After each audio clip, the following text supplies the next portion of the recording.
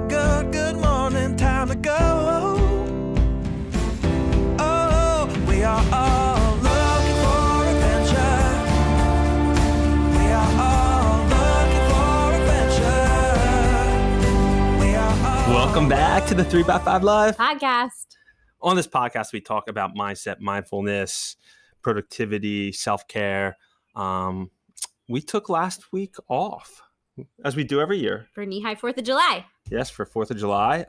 The week before that, Jessie did solo act. Last week, I did a solo act. So we're finally here together. We are.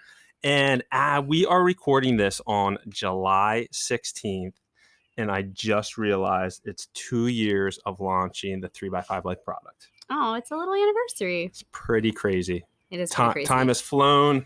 I never thought we'd be sitting here 2 years later doing some of the collab work we're doing with corporations and having thousands of customers and doing this podcast with my lovely wife. It's been really fun. Yeah, it has been. So this week, we talk on this podcast a lot about identity, goals, habit change, and I've heard something recently, and I thought it would be a neat way to kind of portray those same things, but using different terminology and different lens to view that topic on.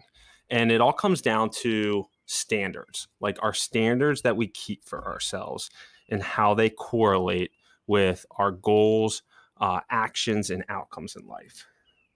So basically, if we all have internal standards, and then there's also standards and expectations that our peer group have upon us. So when I think about like the standards I keep for myself and the internal expectations I have, a lot of times those standards are actually what drives your goals. A lot of times, or drives yourself to your goals, to your results. And a lot of times you don't hit your goals. Like, if your goals are big enough and audacious enough, you may not hit them, but if you're driving your standards, believing in yourself, then eventually, even if you fall short, you're still achieving the daily grind of trying to move yourself towards that goal. Did that make sense at all? A little bit, but I want you to kind of talk about, because we were just having this dialogue in the car. What is a standard? Like, what does that mean to you? Like, is a standard like a value? Is a standard like a... Yeah, I think a standard is almost like your internal value, your internal identity. Like if I have a standard of that when I go to work, I am going to eat the frog in the morning and get my hardest task done. And that's a standard I hold myself. If I don't do that, I'm going against my standard. I'm going against my internal values identity with that specific item.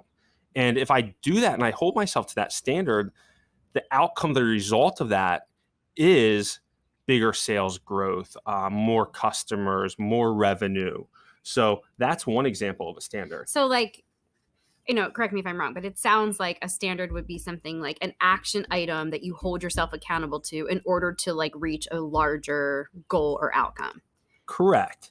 And also, this actually reminds me, and I just was thinking about this. So in education, from a teacher's lens, we have learning goals, right? So at the end of the year, my kids are supposed to know from a biology standpoint, like cells and, an organization of cellular organisms, whatever it is. So you have this overarching goal that we're trying to get the kids to learn.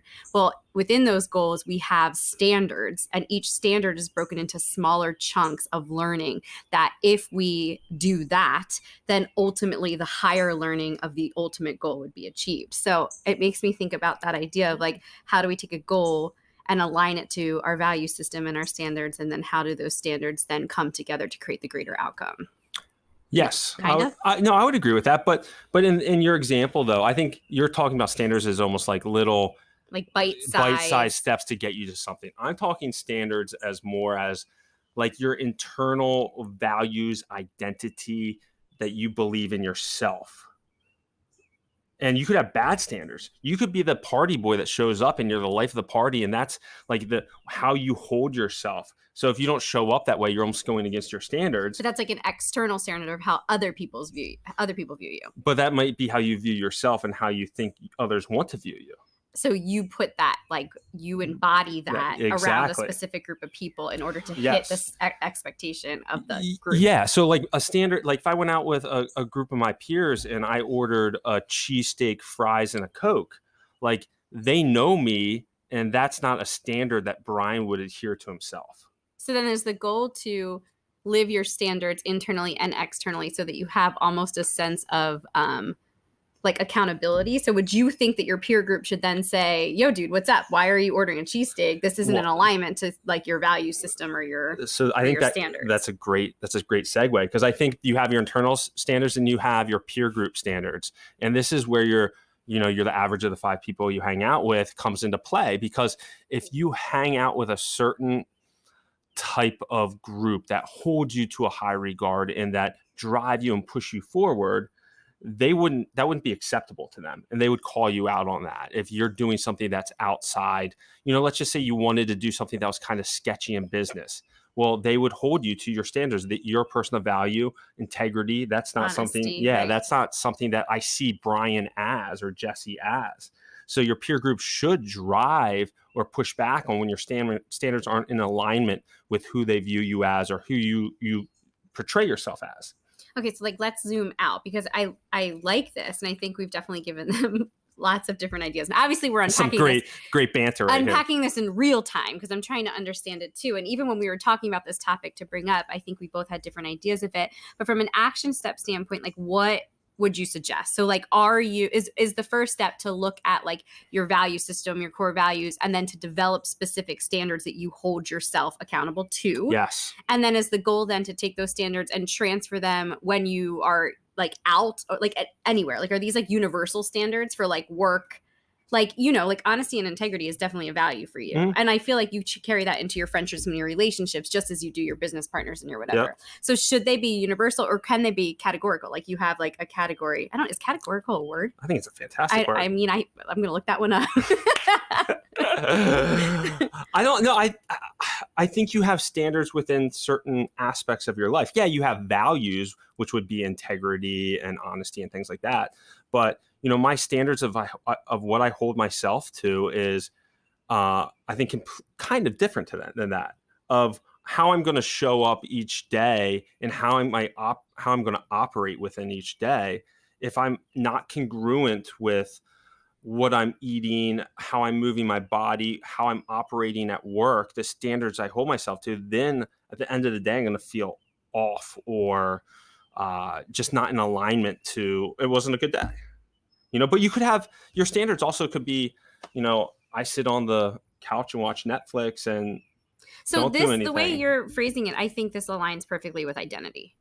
What is your identity within different like categories of your life? So maybe this is the exercise, or maybe this is the like put a pin in it and think about it. Like, what are your standards for yourself? What are those consistent either practices or value systems or things that you do in each situation of your life, right? So like work, relationships, and then the idea of like, if you can communicate with others who are close to you in like your inner circle, what those standards are for yourself, and then almost ask for an accountability. Like, I feel like you and I could do that for each other. Right. Like, this is who I'm trying to be or want to be, or this is what is in alignment to me as a person. And then if I'm not doing that, you need to call me on that and to ask me why. Because sometimes we get stuck in these practices that have no like intention to them. We just kind of like flow through like zombie mode life. And I think sometimes it takes an outside person to kind of call you on your shit, to be like, sorry, if there's kids in the car. I think your standards could, if you don't like your standards, you can change your standards in the sense of, if let's say you go out, and I hate continuing to use food as an example, let's say you go out with colleagues every day for lunch and you always get cheeseburger and fries. And you're like, my new standard for myself is I'm going to be the person that orders a salad. That's a standard I'm going to hold myself to. And now that's something you commit to, changing your standard of belief system of, now I'm going to be the person that goes to that lunch and orders a salad. Okay. So then that's very situational. It is very situational. But if you're somebody who goes out to lunch frequently, then it's something that can be repeated and then honed. Yeah, it can be repeated and honed. Yeah. Exactly. Because it's something that, like, a lot of people go out to lunch or go grab something quickly with colleagues every single day. Or like for teachers, like when I sit down for my planning period, my standard is first to not check my email, like to get off of email and to tackle like my greatest task first. Like, so it could be any type of like, and if you set like almost like an action goal for that specific situation. And you'll know you're not living your standard. If you check email first, you get caught in email, then all the stuff that you needed to get done doesn't get done. Right. So that could also happen. I hope that this is making sense. Mm-hmm. I just thought it was a really interesting, sometimes words or sometimes a different phrase really hits home with people. Like there's so many situations where somebody says the same type of thing about habit change or what have you. And then somebody says it the same thing, but slightly different. And it suddenly hits home. And that's what I was really hoping in this podcast, that, you know, like maybe this term or this way of looking at it could hit home with like 5 people, you know, and it changes how they view themselves, their lives, and creating better habits through standards. Right. So we said standards a lot. I bet you we could play a game. Yeah. Of how many times in the episode we said the word standards. Maybe a drinking game? No, because that's not in alignment to your standard. It isn't. That's true. All right, friends. That's what we have this week. Just some dialogue back and forth with Jessie and I. And until next week. We hope you have a good one. Take care. Bye now. See ya. We are all